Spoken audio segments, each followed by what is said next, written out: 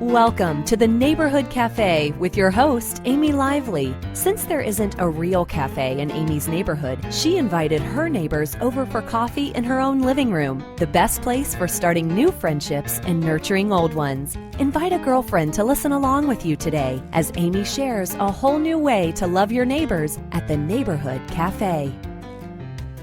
Welcome to the Neighborhood Cafe. I'm Amy Lively. Thank you so much for listening today. Last week, we talked about what to expect when you invite your neighbors into your home. Some neighbors might be hesitant, others might be just gung-ho. But even after you break the ice by introducing yourself, it can take a long time for a real relationship to develop. And that's completely normal. I mean, think about when you met your closest friends. And you'll remember that trust and that fondness, it grows over time with shared experiences. But you've knocked on your neighbor's doors, and now it's time for them to knock on yours. It's the big day of your open house, a block party, a backyard barbecue, whatever you've decided fits your schedule, your personality, and your neighbor's needs. So what will it be like on the day of your gathering? Well, if you're anything like me, I can guarantee you all your fears are going to bubble to the surface on that day. And you're going to wonder if anybody will come and if nobody will come and will they like you? And you'll probably even have a bad hair day. But that's okay. Just keep your eyes on him so you can enjoy them. But please take this tip from a woman who has been caught off guard more than one time herself. I would suggest that you get yourself completely ready at least 30 minutes before you told them to come over so that you won't be flustered if they come early. And there's really nothing more embarrassing than being caught with your hair up in curlers and an empty coffee pot when people come early. When I ask my neighbors to come over, I don't ask them to RSVP if I'm having like a large gathering. So I really never know how many people to expect. I don't ask for an RSVP because I want my neighbors to feel like they can just stop by even if they haven't called me. And besides, I've found RSVPing is really a lost art. I mean, really, good luck with that.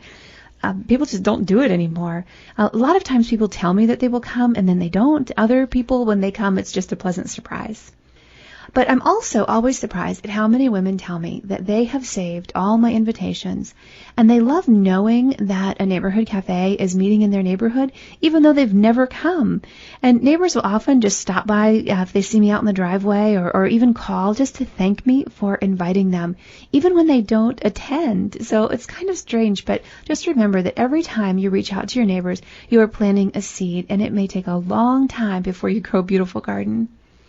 So don't be surprised if most people, while always very friendly and polite, they just don't take you up on your offer. In Zechariah 4:10 it says, "Do not despise these small beginnings, for the Lord rejoices to see the work begin." Just begin. The Lord will rejoice. Isn't that amazing? Whenever I see something in the scriptures that tells me I can do something that will make the Lord rejoice, I want to do that. So just begin. Don't be disappointed if you have a small turnout. It takes a long time to break down neighborhood barriers, even if they are only picket fences. Just remember the Apostle Paul, he worked for years to build relationships in each community that he visited. But I'd like to introduce you to some of the women I've met in my own home because they are just like the women who live on your own street. And some of them, I've changed their names just to respect my neighbor's privacy. But one of my neighbors, we'll call her Rose, when she moved here, her realtor also happened to live in the same neighborhood. And he told her, it's a really nice neighborhood, but we don't neighbor as a verb. I love using the word neighbor as a verb. We've been talking about the art of neighboring, of getting out there and making acquaintance with your neighbors. Does your neighborhood neighbor as a verb? Mine, not so much. Another one of my neighbors told me, "I'm new around here. I don't know very many people." And when I asked her how long she'd lived here, she said 15 years. That is so long to be lonely in your own home. That breaks my heart. Another neighbor told me she had lived in her home for 7 years and had never met the people living right next door in 7 years. My neighbor Bonnie, we had shared a fence line for 4 years before we had our first conversation. And the first time I met Bonnie, I had to knock on her door and tell her every time she did laundry, my backyard filled with soapy water. It was a rather awkward conversation. And her husband Bob, he was rather intimidating. He was a pretty gruff man. But he came and he looked at the damage his septic system was causing. And even though this problem would wind up costing them several thousands of dollars to repair, he said, "If that was my yard, I wouldn't like it. I'll take care of it." And he did. See, they were very good neighbors, but we still weren't neighboring. I didn't know that Bob was sick. I didn't know that Bonnie was struggling to care for him in their home. I didn't know how Bonnie was so hilarious, that she was witty, that she loved the Lord with all her heart, and that she was a prayer warrior. All of these things were right in my backyard, and I never knew it. Another neighbor told me, she said, I call myself a Christian, but I don't do anything religious. I own a Bible, but I've never read it. And for me to even open a Bible would be a really big deal. She said, I see people who have faith go through things like I've gone through, and even worse things. But they seem to have a hope that I don't have. And I know I can get it, but I don't know how, and I don't even know where to start. And I invited her to start in my living room, and we've become dear friends. She's a sweet woman.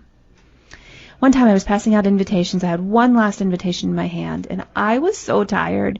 I really just wanted to be done with it, but I went and knocked on Juanita's door. I didn't know her at the time. I only knew she was a new woman who had just moved in a week or so ago.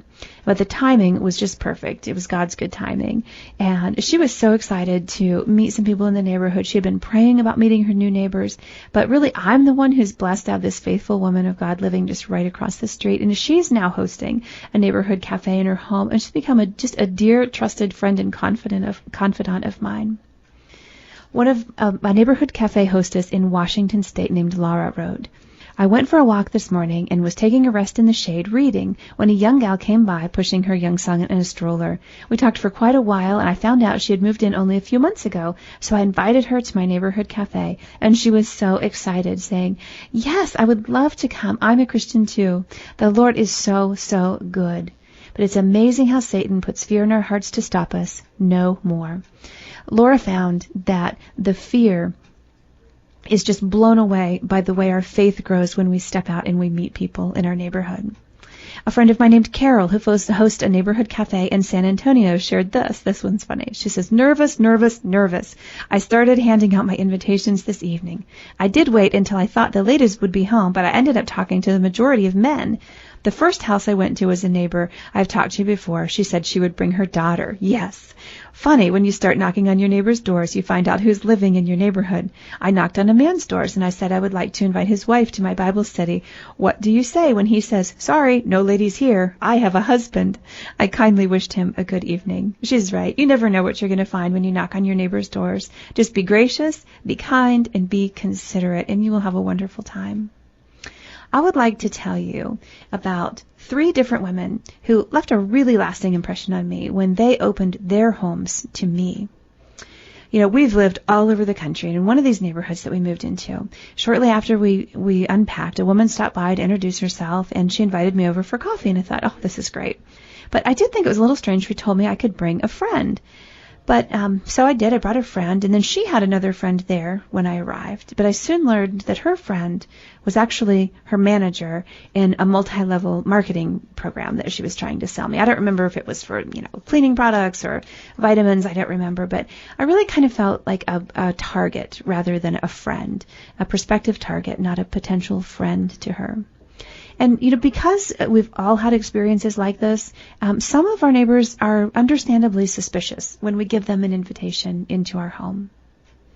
Another time, a woman from my church invited me to her home for lunch, and it was just beautiful, just the 2 of us. She used her best china. She just set 2 pretty little place settings with flowers from her garden and some delicious food, and I was honored and humbled to have been invited to spend that time with her. She said, I just wanted to get to know you better, and I still remember her kindness whenever I drive down her street, but we never did become close friends. And maybe we've all had an experience like this. When we meet someone, we have a connection, but it just doesn't go anywhere for whatever reason. And so I want to remind you that some of your neighbors, they'll never become more than a casual acquaintance. They're not going to be your BFF. You're just going to have a fondness for them. Now, a 3rd woman invited me and several other women to her home for dinner one evening. Everybody brought something. And, some of us were friends already, but others had never met before. And we filled every room of her home with laughter. And I just left with a longing to spend some more time with these people who quickly we shared the laughter, we shared the fun, and we shared a few tears too. And some of your neighbors will also become your new best friends. But when these potential new friends come to your home, you might want to have some conversation starters ready. Do you remember how Jesus approached the disciples walking on the road to Emmaus? He very casually approached them, got in step with them, and asked questions about what was happening in their lives. So icebreakers can serve the same purpose, and they don't have to be corny or embarrassing. You don't have to wear a hat or play a silly game. But at some point during your gathering, you might find your guests all seated around your kitchen table or your patio, kind of looking at you expectantly like, well, what are we going to do now? And this is when I would think you should have a ready supply of just questions to get your guests gabbing. I try to keep icebreakers simple and informal. I don't want my guests to feel like they have to outwit or outshine each other. I always begin myself, and I let everyone know they don't have to do this, although I've never really had anyone who declined. But it's always interesting to base your question on just something local or seasonal. This doesn't have to feel like okay, now we're going to play a game now. Just have a list of questions ready that you might want everyone to talk about. You can also pick up on something that you've already heard everybody talking about in the conversation, or something from recent news. Here are some examples. And you might just start asking people, hey, as you answer this, give us your name and tell us where you live and how long you've lived there, and then tell us what did you do at the Lancaster Festival, or what's your favorite food or thing to do at the county fair. Or what's the best Christmas gift you've ever given? Of course, I would probably ask that one around Christmas time. Or ask, how did you celebrate birthdays as a child? What was the first car you drove? When did you get your license? And you'll just be surprised at the wide variety of answers people have just to that simple question. Some people didn't get their license until they were adults, some the day they turned 16. Some people didn't have to take a driver's test at all. These simple questions really can draw out a lot about a person's history and their personality. Ask, what would you grab in case of a fire? Or ask something like, who is the oldest person that you know? Now, notice that these questions can't be answered by yes or no. They require a little bit of conversation. And finally, after everyone is gone, I would suggest that you immediately write down the names of the people who were there, add to your notebook of people that you've met in your neighborhood, any notes about your conversations, what you talked about, what you learned about them, what's happening inside of their homes, and then take the time to send a personal note to the women who came to your home. This is another lost art, the sending of a personal note, but it is so meaningful to people. If you've received a personal card from someone, you know how much it means when someone takes the time to write a few sentences about, thank you for coming. Meeting you just made my day, and I was so interested in what's happening in your job or your life, or mention a little personal tidbit that you remember about them. Did you know that Jesus himself was a party planner? He was. He told a parable about having a great banquet and inviting everyone to come. It's in Luke 14:23, and in the parable, Jesus says, the master told his servant, go out to the roads and country lanes and make them all come in, so that my house will be full.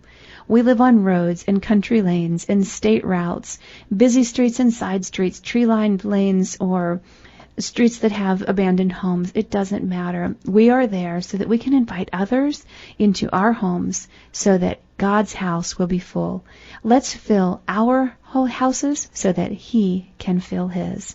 Thank you for listening today to the Neighborhood Café. I'm Amy Lively, and we'll see you next week. Thank you for listening today to the Neighborhood Café with Amy Lively. We hope you found this program to be an encouragement to open your hearts to the neighbors God has carefully placed around your home. Amy is an associate pastor at Life Church. Find them on the web at lifechurchohio.com or visit Life Church, 4 miles north of Lancaster on State Route 37. You can contact Amy and discover a whole new way to love your neighbors at www.theneighborhoodcafe.net.